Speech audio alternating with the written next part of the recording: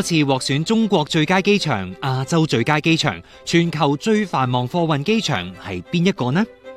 當然係香港國際機場。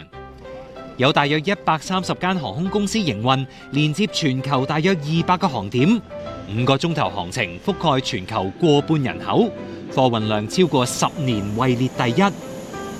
不過面對激烈競爭，香港機場要點樣保持優勢呢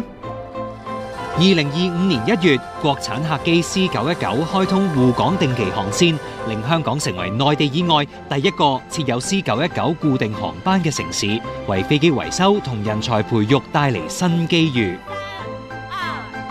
隨住香港三跑系統正式啟用，加上興建緊嘅大型商場，可以容納2萬個觀眾嘅亞博館2期，以及遊艇港灣、空運鮮活市集等嘅配套，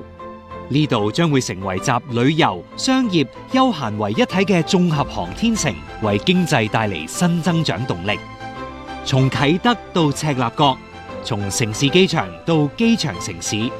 香港國際機場都一直同香港商務航運共同進步。